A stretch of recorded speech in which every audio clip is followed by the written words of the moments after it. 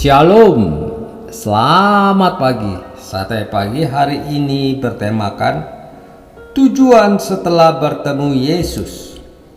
Firman Tuhan terambil dari Efesus pasal 1 ayat 5 dan Roma pasal 12 ayat 1 sampai dengan 2. Dalam kasih ia telah menentukan kita dari semula oleh Yesus Kristus untuk menjadi anak-anaknya sesuai dengan kerelaan kehendaknya.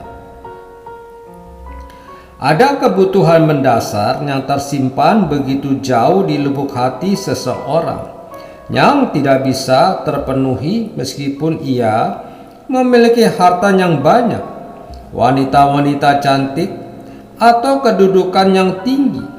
Kebutuhan itu sangat berharga sehingga uang tidak bisa membelinya. Namun kebutuhan itu juga sangat murah karena kita bisa mendapatkannya dengan cuma-cuma.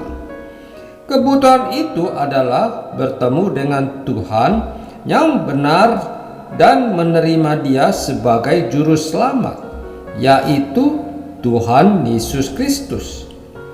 Sentuhan artistik dan Necker membuat patung-patung hasil karyanya dikagumi banyak orang. Dia memahat dewa-dewa Aryan dan Yunani. Namun kemahiran memahat dan ketentraman itu tidak memberi kebahagiaan yang dirindukan, dan Necker, si pemahat terkenal itu, di puncak ketenarannya, dan Necker merasa ada kehampaan besar di hidupnya yang tidak bisa diisi oleh apa dan siapapun juga. Ia mencari apa yang dapat mengisi kehampaan itu, dan akhirnya setelah ia menerima Yesus sebagai Tuhan dan Juru Selamat, barulah kehampaan itu sirna dari relung hatinya.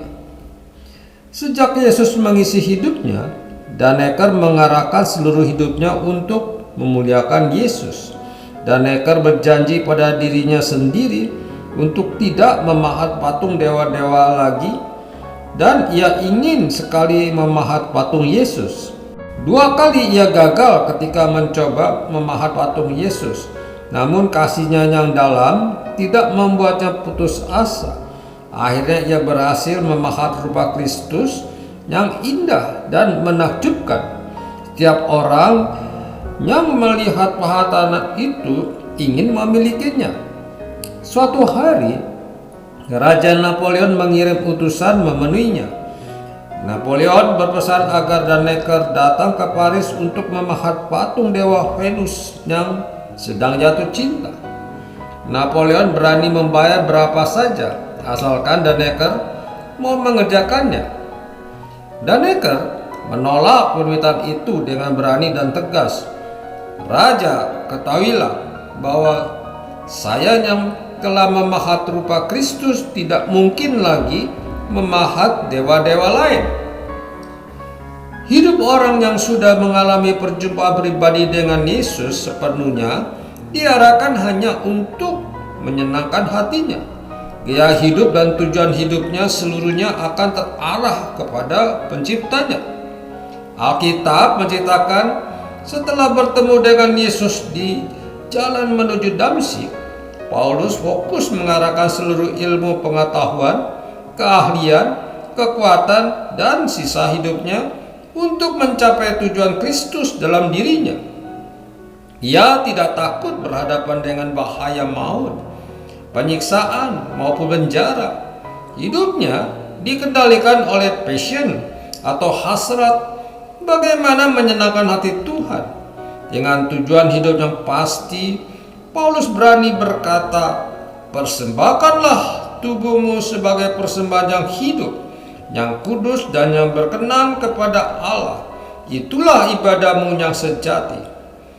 Bagaimana dengan kita? Apakah setiap hari hidup kita diisi dengan kerinduan untuk menyenangkan hatinya? Amin. Mari kita berdoa. Bapa Surgawi, aku mau mempersembahkan waktu serta hidupku untuk menyenangkan hatimu. dan mempermuliakan nama-Mu yang kudus. Di dalam nama Tuhan Yesus, aku berdoa. Amin.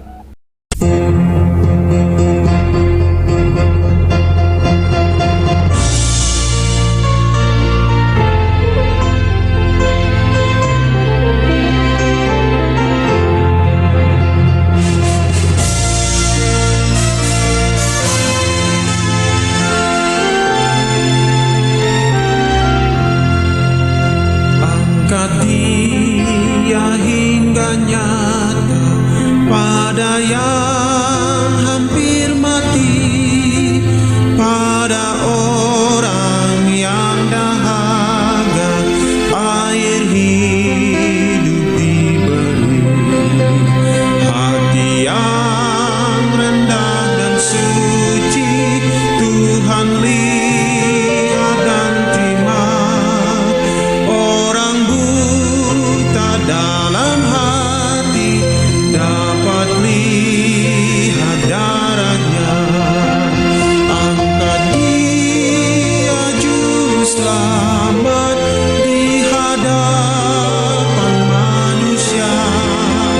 Cari dia sampai dapat, serta tinggalkan dosa.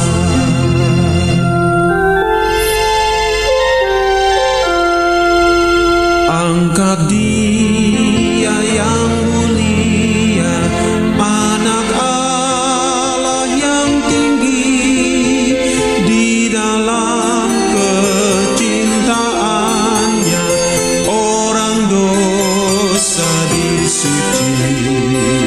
Kabarkan kematiannya, Tuhan berkemurahan. Padanya adalah kuasa untuk beri keselamatan. Angkat dia juru selamat di hadapan manusia. Cari dia sampai dapat, serta tinggalkan dosa.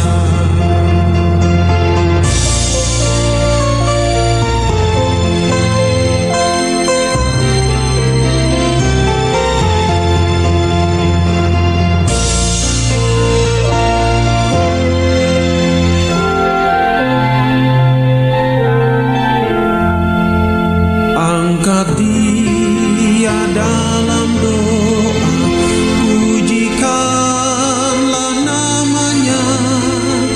Masyurkan tebusan Yesus yang selamatkan dunia.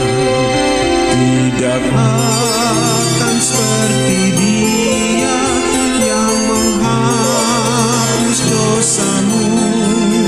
Sembah puji nama Yesus, Tuhan juru selamatmu.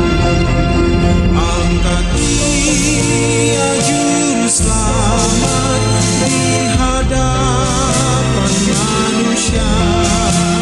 Cari dia sampai dapat, serta tinggalkan dosa. Selamat di hadapan manusia. Cari dia sampai dapat, serta tinggalkan dosa.